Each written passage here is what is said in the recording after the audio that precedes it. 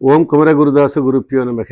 இந்த உலகத்தில் பிறந்த உயிர்கள் எல்லாம் மோட்சம் அடைய வேண்டும் என்று விரும்புகின்றன. அதாவது வீடு பேற்றை அடைய விரும்புகின்றன. இந்த வீடு பேரு மோட்சம் என்பது பற்றி பாம்பன் சுவாமிகள் என்ன கூறுகிறார், வாருங்கள் பார்ப்போம். மண் சுமந்த கோன் முருகா, மண் சுமந்த மால் மருகா,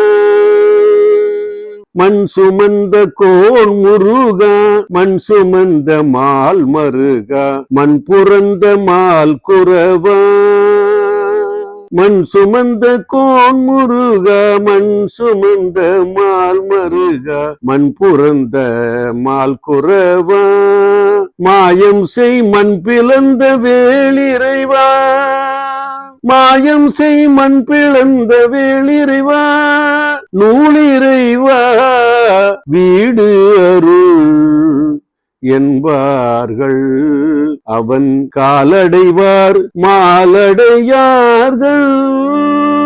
வீடு அருள் என்பார்கள், அவன் காலடைவார் மாலடையார்கள்.